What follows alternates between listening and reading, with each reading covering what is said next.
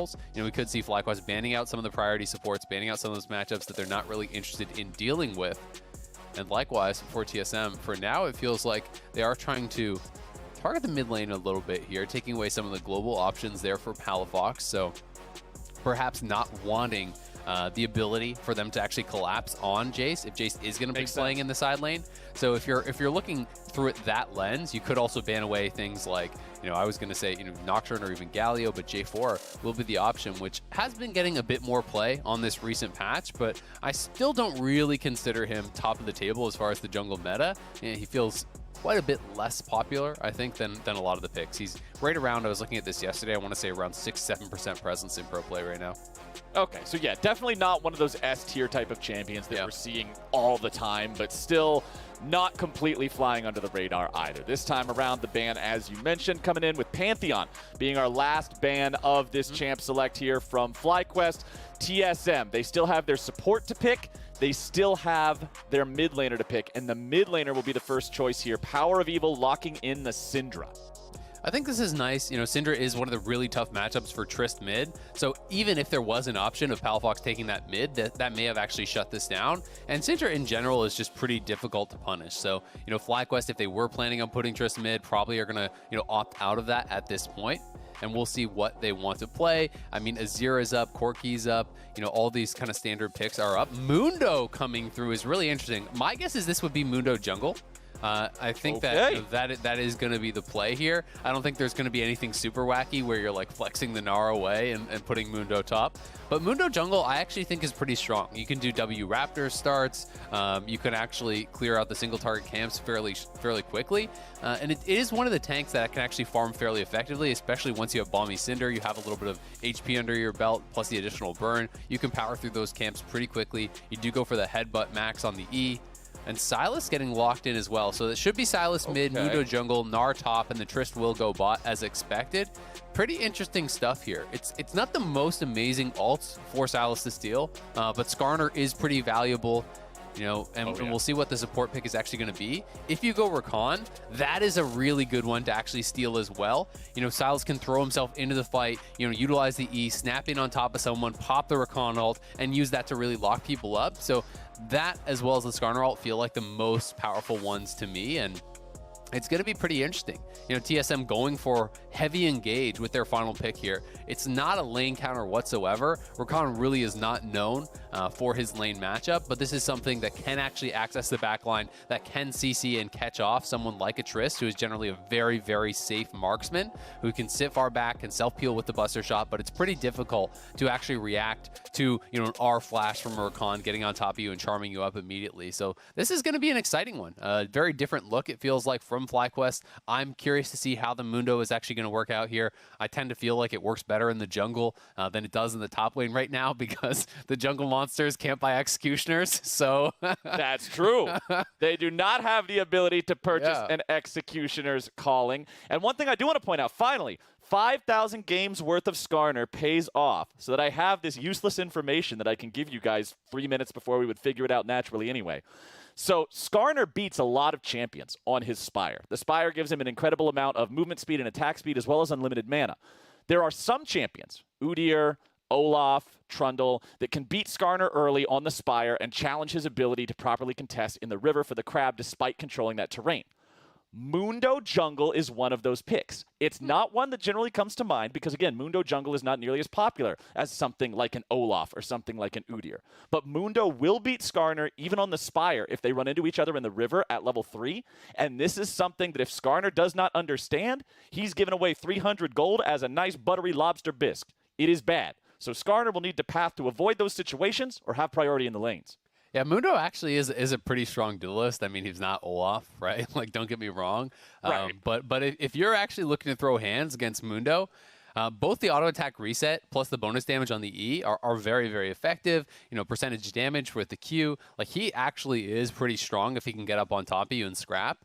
Even just like at 1 items, he can actually win a lot of fights against carries, you know, with his ultimate if he can stay up on top of them. So will be pretty exciting to see how that does work out. Of course, there are so many healing cut options now in the game these days that I do think Mundo is not as tanky as perhaps we are used to seeing him in the past when he has come out in competitive play, because it's not just the 40% heal cut now. There's a lot of 60% heal cut options, and Mundo relies so heavily on his ultimate, on the healing coming through for his tanky. 100%. He's not someone like the Scion that's just absorbing all your damage with the shielding and just pure base stats. He really does have to get a lot of value out of that ult, and that can be difficult when you get ignited early and then you have 60% heal cut applied when you get below half. Well, let's see how it all shakes out here. JoseDeodo in that jungle, running the fleet footwork here, making sure the health bar stays nice and topped off.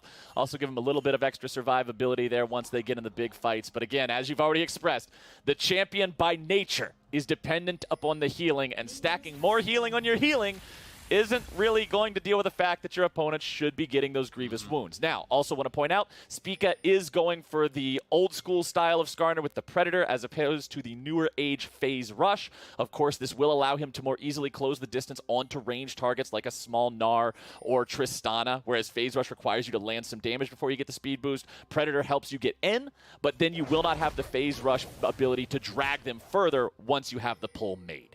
Yep. And he is just going to actually start on Wolves. So, I talked about the W start, you're able to actually do that over on Raptors, but he clears all the AoE camps very effectively. So, just going to start leashless on Wolves. Should be able to do just a one-side camp clear. The kind of like last season, the style that you would actually do for Mundo is you would generally just clear one half of the jungle and then you would base immediately and then refill your health and clear the other side of the jungle. So we'll see if JoseDeodo actually wants to go for that, because you do get very low on the early clear here, especially with the W start. It is actually pretty punishing, so I am expecting him to perhaps go for that. But with this side of the map being cleared first, you could hit level 3 and then potentially actually life drain a fair bit off the Raptors. So will be interesting to see where he wants to path here. I don't expect him to do anything aggressive and going across map, because if you run into the Skarner when you are low health, it is very dangerous. So just going to be probably going into what looks like a 6 camp clear. And back down here on the bottom side, you can see TSM having control over this lane, shoving things in here nice and early. Of course, things will get more risky for TSM's bottom lane as we move forward in time, as levels and abilities come online for Diamond and Johnsun together. They will try to fight back a little bit here, and now Lost eating a lot of damage here as that charge blows up, takes him down to about half. But Rell and Tristana's all-in potential is pretty crazy in this 2v2, Isaac.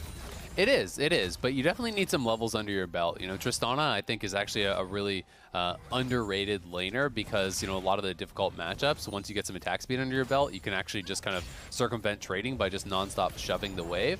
But in those early levels, the trades can be pretty difficult. It is helped somewhat by the fact that it is actually Hail of Blades, which is more of that early game rune, because if they do opt into a trade, you put up the explosive shot, you have those 3 quick autos to stack that up. Palafox could be in trouble here, though.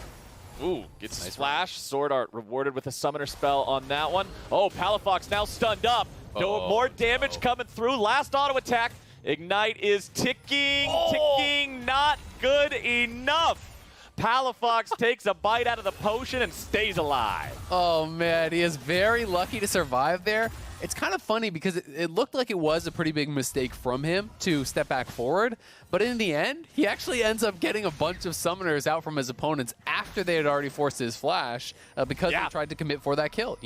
It's the flash down on both the support and the mid laner. It's the ignite down as well. He barely survives by the skin of his teeth there, but because of that, it actually ends up being positive for FlyQuest.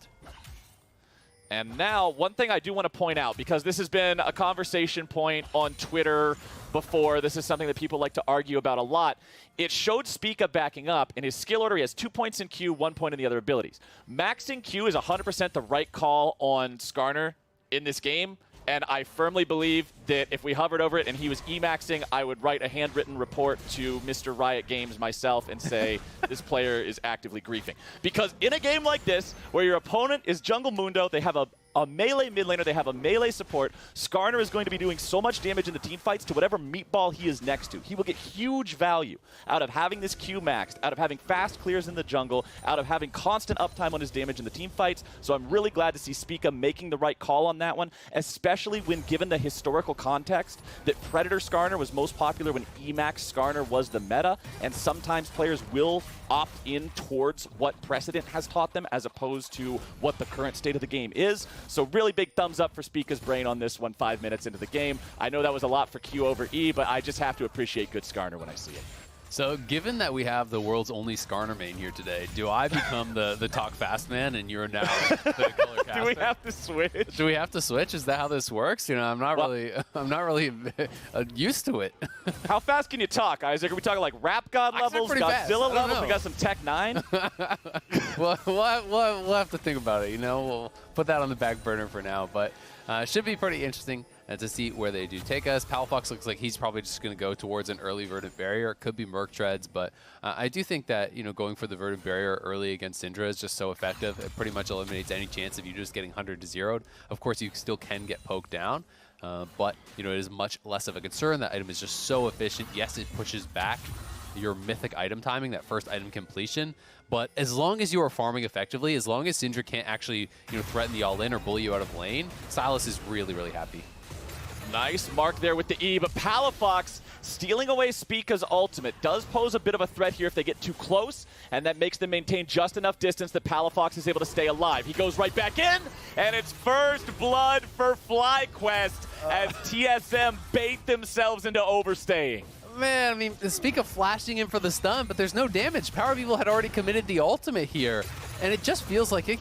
You said it. They're baiting themselves in for these kills. And if you're going to flash in for that, why didn't Spica just get a Q auto off on that? He flashed in for the stun and didn't actually attack whatsoever during the stun, even though he was full HP. So that was really a pretty big misplay, I feel like, from Spica. You don't have to try to hard force that. This is now 3 flashes that have been committed from the TSM side, trying to kill off Palafox, and they end up giving him first blood. So TSM really has botched their play around this mid lane, and I have to throw some criticism towards Spica there, because I think guaranteed you get that kill if you just attack during the stun that you flashed for.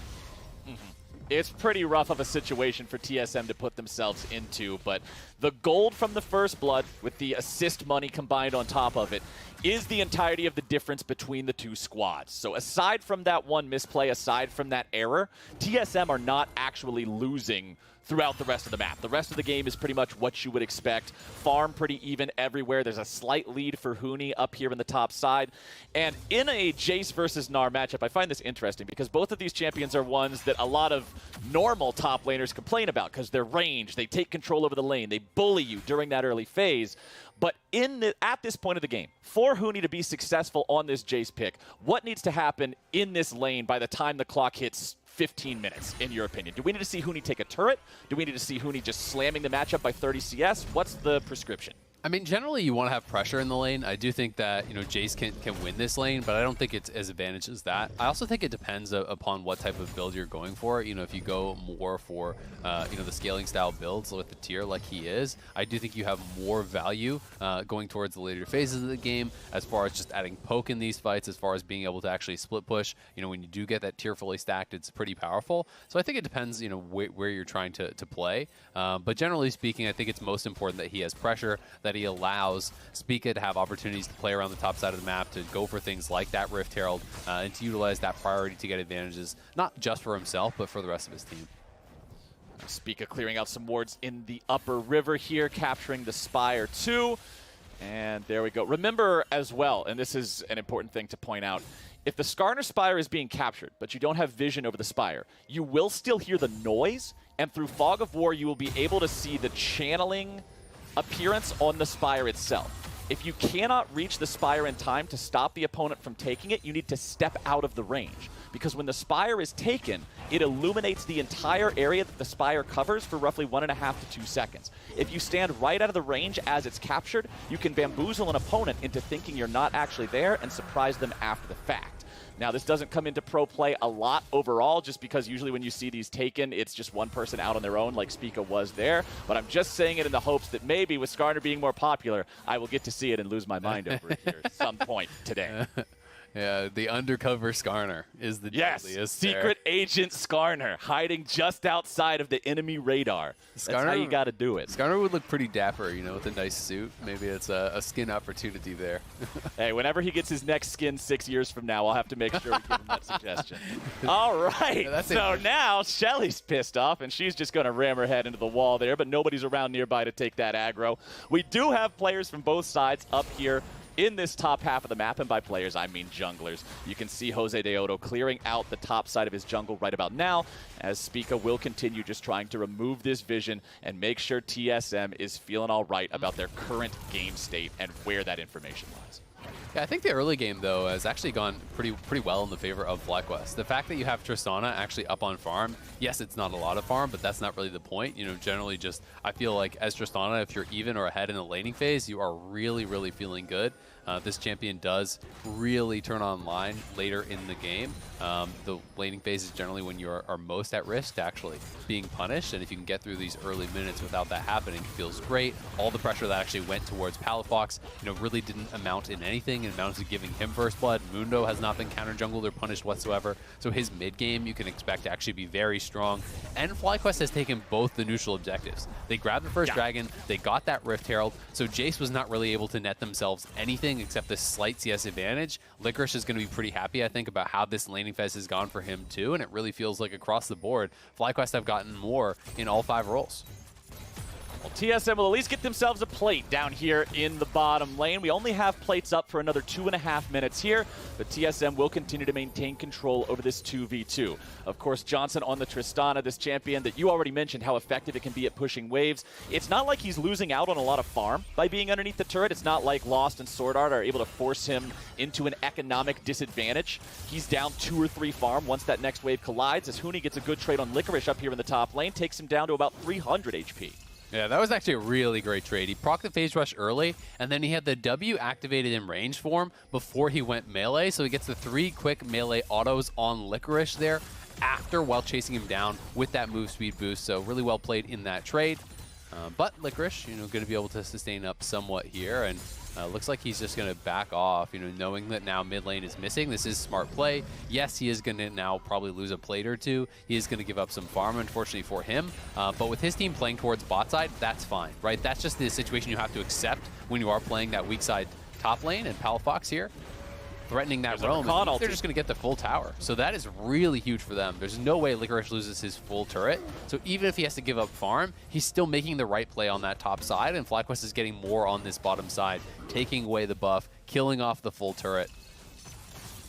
It's not always about winning in League of Legends. Sometimes your job is to lose as gracefully as possible, which is exactly what is happening with Licorice here. Not giving away the extra 300 gold and the extra experience. Not making it so your opponents can rotate mid and jungle up there from multiple kill participation on another freebie. And as you can see, Spica takes the opportunity, at least recognizing, hey, this is our strong side of the map. This blue buff is unprotected. Exactly, and the way I think, you know, you want to look at it in pro is less about individual wins and losses and more about team wins and losses, you know. So if I'm playing weak side top lane, I actually don't mind falling behind if I feel like my team is getting more on the other side of the map, right? And we see Johnsun down there with JoseDeodo taking the first turret. Your Tristana now has the Kraken Slayer already online, plus a crit cloak on top, so you're feeling pretty good about your situation in the game. You know, and Gnar is not a champion that has to be way ahead. Of course, you'd love to be in that situation, but he's going to build towards the Stridebreaker. He's going to get pretty tanky, and you're always going to have the potential playmaking here on Gnar. Whether you have 3 items, 1 item, half an item, you can still Mega Gnar the other carry against the wall and win a fight for your team. Yup, you always have that big team fight moment. And you can see the Turbo Kim Tank now completed for JoseDeodo and Spica both. Now, of course, Skarner having that item will allow him to go in, make a big initiation. Mundo, it allows him to catch up to the target immediately and just start providing that pressure that you mentioned early on, talking about how capable of a duelist Mundo is. If he's running in there 200 miles per hour like the man's lost his mind, then it's really difficult for Kaisa or Syndra to stay alive with this big purple dude just slapping you over the head with a briefcase or whatever over and over. Oh, it's a trophy in this skin. He does a significant amount of damage, right? That's the difficulty when you're playing against Mundo is, you know, if you're Syndra, you do not want to use your ultimate. You do not want to waste your spells on a Mundo when there's a Tristana behind him, right? But if you're just ignoring this guy and Mundo pops his ult, pops the chem tank, you know, even has fleet footwork for the bonus move speed there, he's coming so fast at you, and once he's on top of you, he will kill you if you ignore him. So it does become difficult, and he can force a lot of wasted spells. You know, in the ideal team fights for Mundo, he is soaking up a tremendous amount of damage. He is barely surviving, and he is running away, healing up with that ultimate, you know, creating these types of situations where it's less about him, but it's more about the fact that all these spells are spent on him, and that frees up his teammates. Oh, here we go. It's a 2v2, but it won't be that way for long. Spica with the pull back. JoseDeodo is taken down. Huni takes the kill credit on that one with a 2v2 here on the top side. SwordArt wanting to run away. Holy cow! 4 HP on the TSM support, and he drops dead. There must have been a leaf on the wind, hit him in the face or something for that last 4. Rakan falls over, and it's a 2-1 game here for FlyQuest. He stepped on a piece of gum, and that was the straw that broke Camel's back there. Just couldn't take it any longer. Just gets torn down to the ground here. Here we have it. JoseDeodo looking for the wraparound on Huni, but Spica was already there. And I mean, look how much damage he actually gets down on Huni. He was actually relatively close to taking him down. And that's what I'm talking about as far as the power of Mundo in these duels. And then here up on the top side, Johnsun is stuck around in the bush. He is not spotted. Diamond, when you throw out that tether and your opponent is in the brush, you don't actually see it, so they didn't know immediately. Then going forward, catching them both, the tether stun does land. Oh, it's the range minions. I think it had to be. There's no projectile. He just fell over dead. Projectile. What? I'm trying to figure out, like, there was there an invisible one still on him? I don't think. There's no way there was an ignite on him. We would have seen the they burn don't have graphic. Scorch or anything. I'm a little fell over dead. That one. What? I think it's the gum. You know, it's just the gum. Somebody wrote SwordArt's name in the death note, dude. He just falls. No explanation. It's like what Mario in the Kart, world? Okay. On the ground, he just slipped and fell. It was the last straw. He just gave up on life. Somebody put a caution wet floor sign up there in top lane. The man slipped in a puddle and had to go to the ER. Some Skarner slime is just up there, man. It's messy. You gotta be careful. Well, with Rakan's unfortunate demise aside, the game still favors FlyQuest. They are 1,000 gold ahead of their opponents. They have 2 turrets compared to none. Spica comes over the wall just in time to say TY for leash and steal away that Krug camp. So things are going pretty well here for Fly. It's nothing to write home about. Like, they're not going to the shop, picking up a postcard and telling their parents, hey, we're on the way to beat TSM. But it's a good early game as Huni's going to bring it back to just about an even state down here, grabbing that tier 1 turret. Today, I was 500 gold ahead of TSM at 17 minutes. Dear mother, I hope you are well. Today, we are destroying TSM. I will write back after we have conquered all of their remaining lands. SwordArt died. I'm not sure what killed him. We're doing well. Please keep me in your thoughts. As you are eternally in mine. Yours truly, FlyQuest. Well, I mean, really, when you think about it, it's kind of a nice postcard. Maybe they should write home about it. Yeah, you know? that could be quality content. Mom and Dad FlyQuest is a wholesome org anyway, man. You can make that work. You can make that work. All right. TSM's trying to make the mid lane work, though. They're going after the tier 1. Diamond with a flash in. PowerOfEvil with a flash out. TP showing up. Licorice finding the opportunity in the angle here on Spica. There is no way Skarner walks out of that one. Free kill for the side of FlyQuest. And what is that? They are summoning up a little bit more help.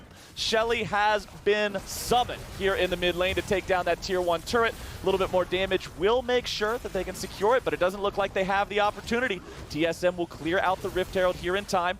FlyQuest still trying to push up this next wave, but they don't want to overcommit for it. Yeah, they get the kill. But I'm going to call it this one, and we'll see if you get what I'm going for. We're going to call that one the Rello Star.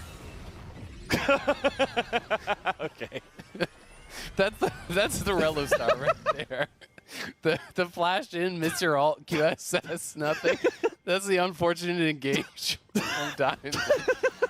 But they was making space. They got the kill off of it. It worked. Yes, it led to a kill. It did. It led to a kill. Isaac, what kind of analyst are you? That play led to a kill. That's true. All right? We take those. Yeah. We take those. You can write home about that one, too. Yeah. That'll be a different postcard. That one, you can't put that together on the wholesome one from earlier. No. All right.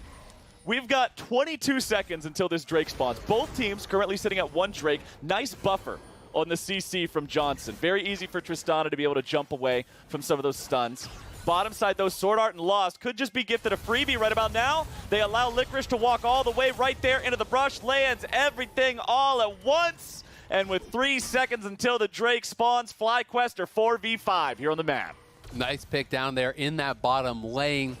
Getting active, getting that kill. Should grab them another dragon here, and that's going to be their second of the game. So no imminent concern about a soul coming through for either squad. But I do think that Mountain Soul is just so valuable.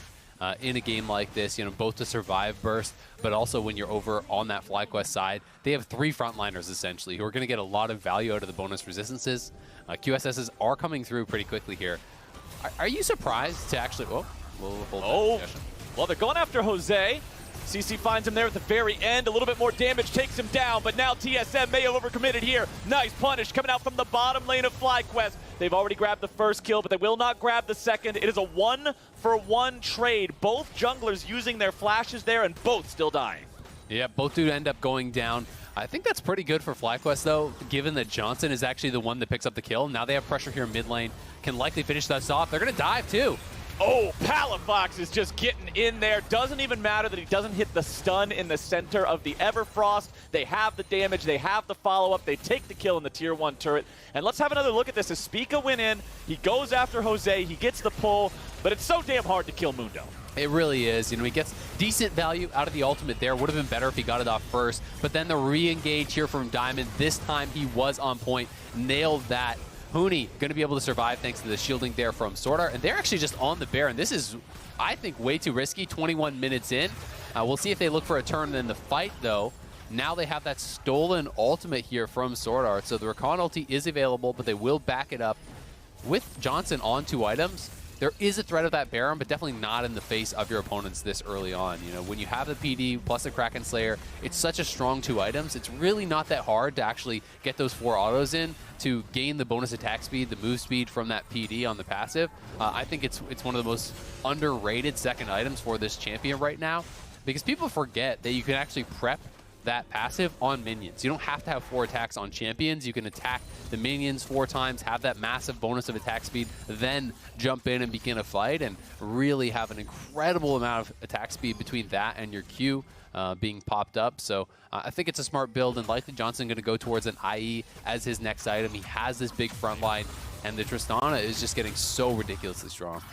Yeah, he's got to be the big carry, right? We don't want to see explicitly defensive itemization coming out of him when he's got this many meatballs in front. He has 3 strictly melee champions, 1 champion that will effectively always be melee for teamfight purposes in the Gnar as well. It is his job to be the turret that protects everybody else. So now TSM are only 100 gold behind their opponents. Now they're 100 gold ahead. It's that close of a game. It just swings back and forth by the smallest amounts. The next Drake isn't alive for 2 minutes.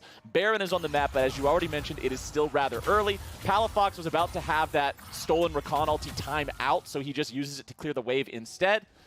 And honestly, nobody's forcing the issue here just yet on anything, Isaac. Both teams seem to be pretty comfortable just scaling forward for the next couple of minutes. I mean, if I'm TSM, I want to play heavily to the side lanes now. Jayce was already ahead. Licorice was kind of playing weak side, was fairly even. But then when FlyQuest went to bot lane and TSM was playing towards top side, the advantage extended. And then when you see that, plus the fact that Licorice has actually invested in this QSS, which is just worthless in the 1v1 against Jayce. If I'm Jayce, I'm saying, get me the 1v1. Let me split push. Let me find these fights, because Licorice is going for the QSS so they can have playmaking in the 5v5, so that he can jump into the back line and not just get Skarner ulted. He has the QSS so he can try to land his stun, but it doesn't help at all against Jayce. So TSM really want to orchestrate situations where they get that 1v1, and FlyQuest is setting up for the 5v5 with double QSS on their frontliners.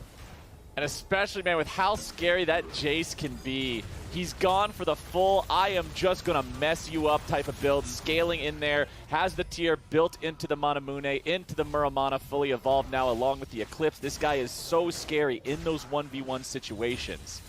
But back in the mid lane, I still want to put a little bit of a highlight here on Palafox on this Sylas. 3-0-0. He's a couple waves up on farm compared to PowerOfEvil. And with his 2 big completed items, he has 2 incredibly powerful actives. Everfrost, which is going to give him extra playmaking capability when he jumps in for his initial burst with the stolen ultimates. And then the Zhonya's to drop the aggro after the fact. Palafox, I think, will be a huge player in these upcoming fights to determine which way this game goes. Yeah, I agree, and he's actually going to be pretty tanky too. Everfrost does have HP on it, armor on the Zhonyas. He has a lot of MR from the Verdant Barrier. He's building up additional MR as well, potentially here. So definitely very difficult to take down, but nice pick potentially here on the side lane. And following it up there with the E for the stun. Palafox still running all the way away. Spica immediately loses the shield, but he continues the chase anyway. Fires off the E, but his opponent in the stasis means Palafox is still able to get away. Palafox, man, he got all the way out. His stasis was perfectly timed to escape Spica's E, and that means that the effort put forward from TSM is unrewarded. Yeah, that is really nicely done. I thought that Zhonya's was actually just going to result in a death. Now we have TSM trying to go for this on the top side. They know that Palafox doesn't really have a lot of his spells, but FlyQuest is moving up to challenge this. They should just leave one person down on that bottom side to take the dragon. It looks like that's going to be the job of Licorice, so we'll see if Huni can sniff this out and get over there to stop it. But now with JoseDeodo moving down, with TSM off the Baron, it should just be the dragon for nothing. Palafox really doing a good job, utilizing all the tools at his disposal there, kiting it out, slowing it down, well-timed Zhonya's, the Everfrost to have that disengage also, and I think Everfrost is so strong on Sylas. Even if you don't land the root, the slow is often enough to actually guarantee that you can land the stun with your E to follow up for any sort of attack there. And if you already land the E, you can then follow that up with the Everfrost after it for a nice layering of CC, and that can be pretty powerful. Knowing that someone like Rell could be coming in behind you for any follow-up if you land that Everfrost root onto a carry. Palafox still has the Skarner ulti stolen away, so he and Diamond were looking for the opportunity to make a pick there. The ulti will now expire, so Palafox has to wait out that timer before he is able to steal another one. Gold just never moving between these teams. This is such a close game here, 26.5 minutes in. And honestly, Isaac, my credit over to FlyQuest. 3-8 going up against 8-3. You do not expect it to be dead even in terms of turrets, in terms of Drakes, in terms of gold, 27 minutes into the game. Yeah, and I think given the compositions, they're in a better spot, right? I think when you look at the gold, when you look at the objectives, everything you said, that is dead even. But I think that they do have the compositional advantage. I think it's easier for them to play out. And when you're looking at all these QSSs being picked up, as a Skarner player, it starts to feel worse and worse and worse. Your options become more and more limited. Oh, yeah. The only person really now that you can try to actually go for the ultimate on is going to be Palafox, but he's fairly tanky. He has the Zhonya's, and if you're running towards him, he can hit you with the Everfrost for the slow. Mundo is not someone you want to ult in a 5v5. Maybe if it's a 3v1 and you can focus him down. But his options are very limited. So unless they can actually force out one of those QSSs early, he's likely not going to get a lot of value out of it. And Mundo, just by the nature of this champion absorbing a lot of damage, is going to be pretty effective. And I'm also really surprised. How is there no healing cut, really being purchased up on TSM? There's, one Executioners.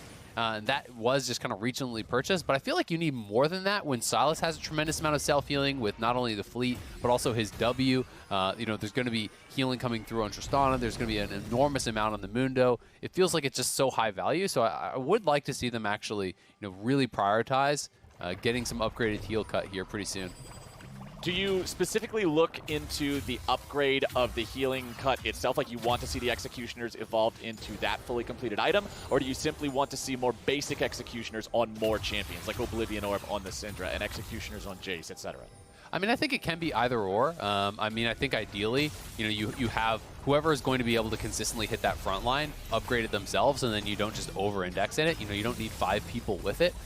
As long as the Kaisa is actually going to be playing front to back, then I think you just have the Kaisa upgrade that item and you leave it at that. The other people save their gold, and I think that makes a lot of sense. If Kaisa wants to play the fight by diving into the back line and actually going around the Mundo, then whoever is going to be hitting the Mundo needs to have heal cut, because I do think it's actually incredibly important. If you have that 60% healing reduction on him, you can be negating thousands of extra health over the course of a really long fight, where he's getting full value out of a late game ultimate, where he's healing off a lot of the self-healing in runes, as well as the fleet footwork. It's pretty important to be able to actually knock this guy down.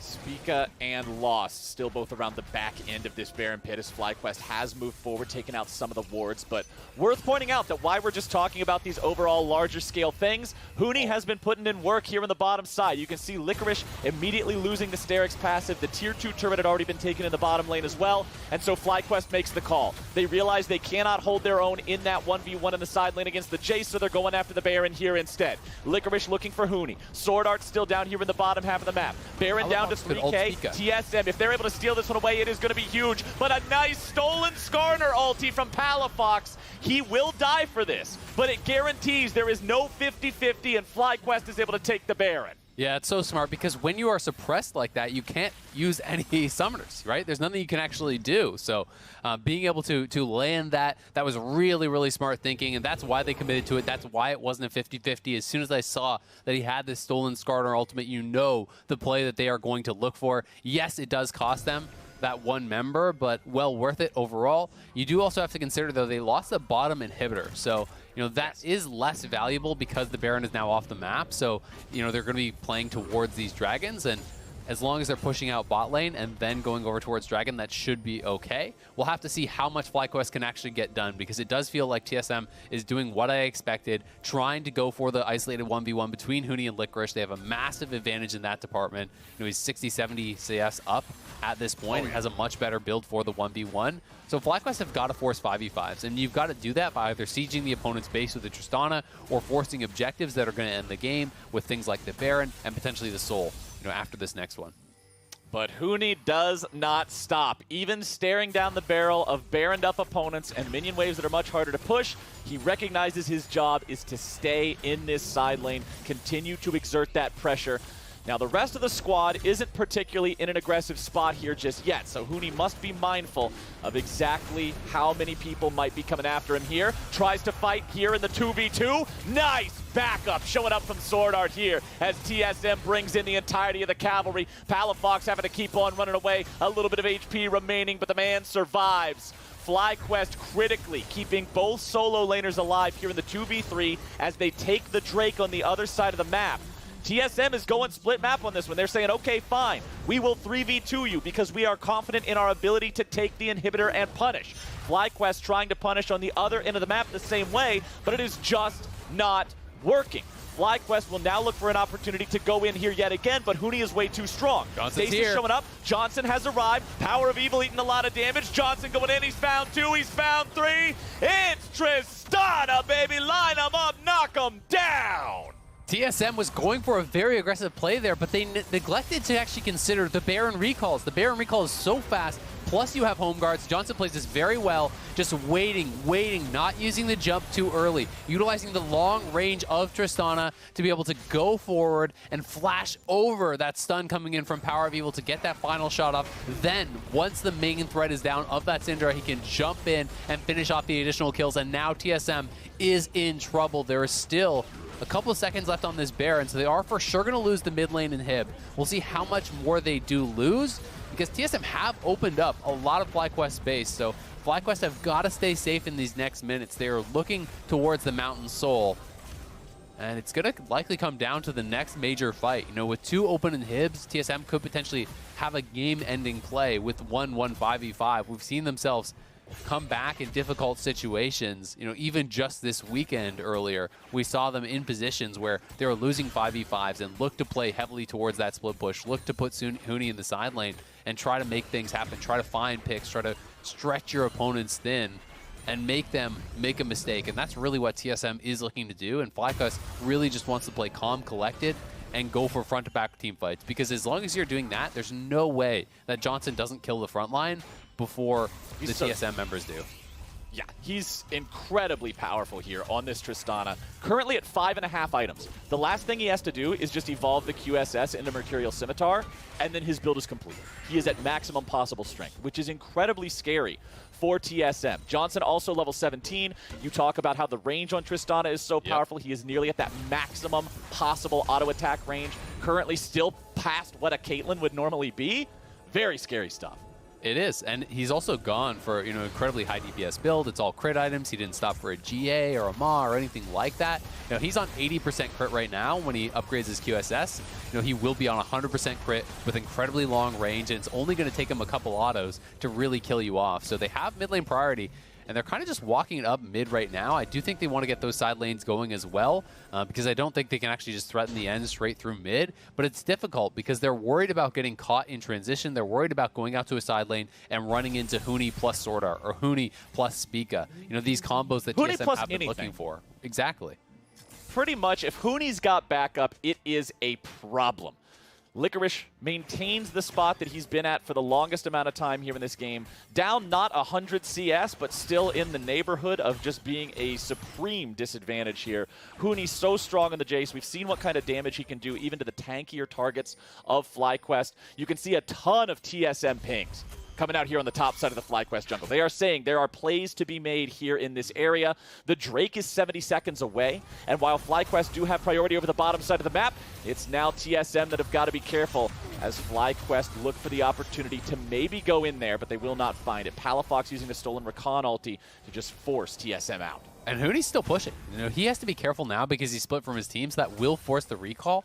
It's also interesting to note that it's actually a turbo chem tank on Diamond, so not going for the locket, which is much more standard. This is, you know, all about the engage, right? And they are really putting a lot of emphasis on that with Mundo going for the speed up, you know, him going for the speed up. They want to find these fights. They feel like they're so confident as long as they're the ones engaging to be able to win. And I do agree that sometimes, you know, the best way to keep your Tristana safe is actually just by engaging the fight yourself, by forcing your opponents to kite back and creating space for the Tristana by simply moving forward.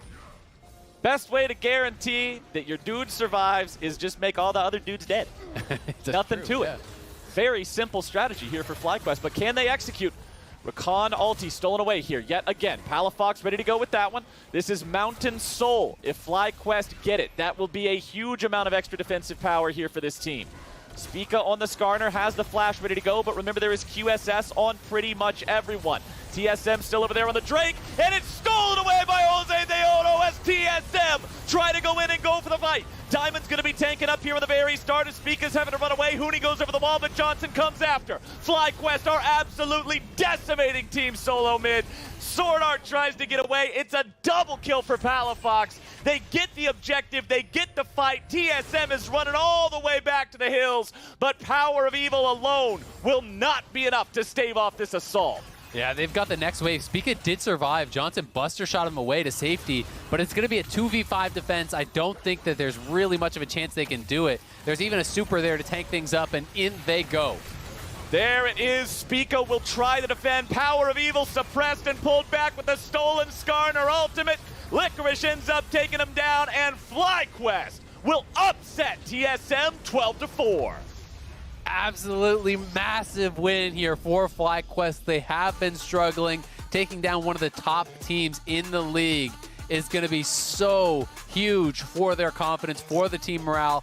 They look so happy about it. A really impressive game from them, stifling all the pressure from TSM in the early stages. They were going at Palafox consistently, spending summoners to try to kill him off, and he is the one who ends up coming out with the first blood, securing himself a safe laning phase, not allowing himself to be punished. Licorice was hanging on, playing weak side, going very even in the early stages, and even once TSM started to pile on the pressure up there, once they started playing split map, FlyQuest just got more on the other side of the map. JoseDeodo was never pressured in his jungle. He's grabbing up those objectives, and Johnsun just got enormous on the Tristana. No one from TSM could contest him in those 5v5s. And I want to point out what you said about Johnsun's itemization as well, because it was a thing that I said early on in the cast. I agreed with it when you said it. I think it was just universally correct. His itemization was so aggressive, right? He had nothing but crit items. He wasn't stopping off for a Guardian Angel. He knew, hey, my team is 4 meatballs and me. Their job is to set it up. My job is to knock it down. Yesterday, there were conversations about itemization and builds in teams where you have a lot of supports and you're supposed to be the one damage. So I really wanted to point out that I'm very happy with how Johnsun built in this game, and I think it was the recipe for success. But now it's time for us to step away. When we return, Dash is going to be talking to Palafox in our Verizon post-game interview. Don't miss it.